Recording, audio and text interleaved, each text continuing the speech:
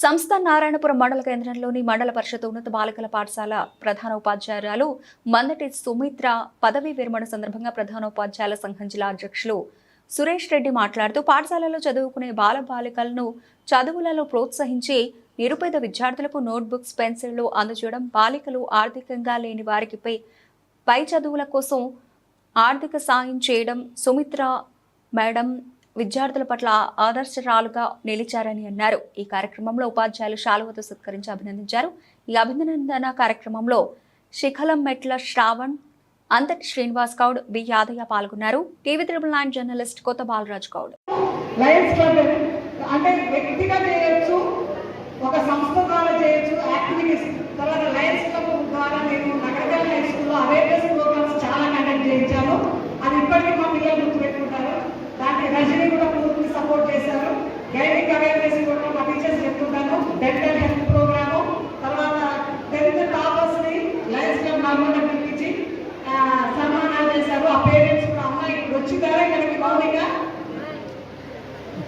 Mounika నగరకల్ student గుర్తుపెట్టుకొని నేను గుర్తు చేస్తున్నారు.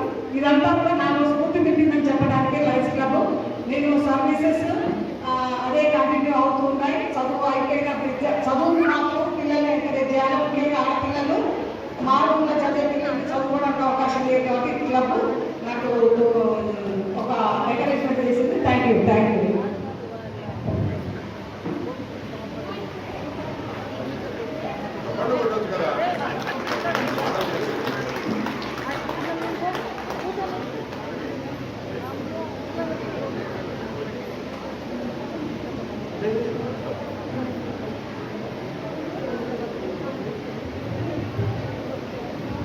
You sir. ఇప్పుడు సురేష్ రెడ్డి గారు హెచ్ఎం అసోసియేషన్ ప్రెసిడెంట్ గారు సభను ఉద్దేశించి మాట్లాడాల్సింది. సభకు నమస్కారం. ఈరోజు ఈ సభకు అధ్యక్షత వహిస్తున్నటువంటి ఉషా మేడం గారికి, సన్మానం పొందుతున్నటువంటి సుమిత్ర భగవంత్ రెడ్డి గారులకు శుభాకాంక్షలు.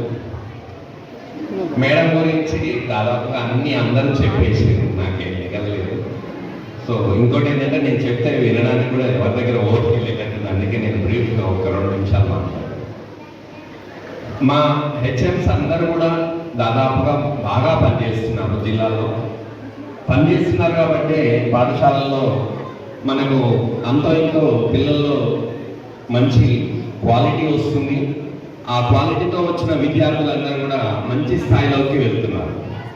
అయితే మేడంకు ఉన్నటువంటి స్పెషాలిటీ ఏంటంటే పిల్లల్లో క్వాలిటీ పెరగాలంటే మొట్టమొదట పిల్లల్లో అటెండెన్స్ పెరగాలి, హాజరు శాతం అనేది పెరగాలి.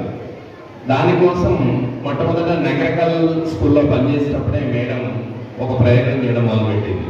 ప్రతి నెల 100% వచ్చిన వాళ్ళకి చిన్న గిఫ్ట్లు ఇవ్వడం, ఆ ప్రేయర్లో ముందుకు పిలిచి అందరి ముందు అప్రిషియేట్ చేయడం మొదలుపెట్టింది. అది మంచి ఫలితాన్ని ఇచ్చింది.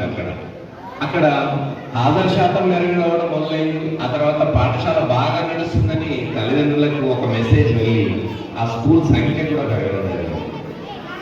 ఆ స్కూల్ నుంచి వస్తుంటే అక్కడ ఉన్నటువంటి ఆ లోకల్ పేరెంట్స్ కానీ వాళ్ళు మేడం ఎందుకు పోతుంది బడి బాగా నడుస్తున్న టైంలో అని బాధపడే పరిస్థితిలో అక్కడి నుంచి నారాయణపూర్ గర్ల్స్కి వచ్చింది.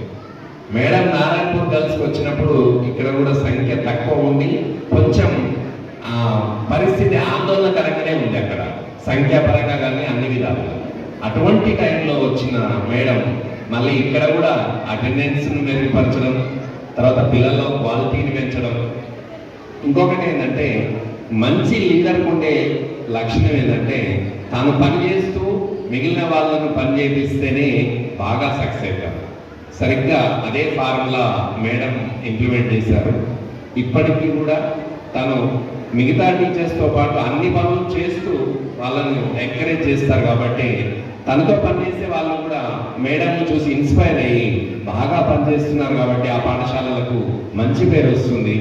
సో టీచర్ మేడం ఓన్లీ పిల్లల్లోనే కాదు, తన తోటి టీచర్లో కూడా ఒక విధమైన ప్రేరణను ప్రేరేపించి మంచి క్వాలిటీ ఆఫ్ ఎడ్యుకేషన్ రావడానికి తన 40 ఏళ్ల సుదీర్ఘ ప్రయాణంలో మరి ఎంతో ప్రయత్నం చేశారు.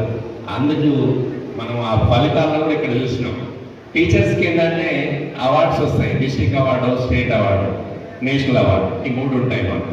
కానీ ఆ 3ంటికి మించి ఇందాక వచ్చి ఒక స్టూడెంట్ మేడం గురించి చెప్పినటువంటిది, ఆ 3ంటికి మించినటువంటి రివార్డు బహుశా మరి మీకు అది చాలా మెమరబుల్గా ఉంటుంది. ఇంతమంది ముందు అబ్బాయి తనకు జరిగిన విషయాలను మీరు వాళ్ళలో ఎలాంటి ప్రేరణ నింపిందని చెప్పారు. ఇది మధుర స్మృతులు. మనకు కావాల్సినవి మన సర్వీస్లో మిగిలేవి కూడా అవే. అలాంటివి మీకు చాలా ఉన్నాయి అనుకుంటా. బహుశా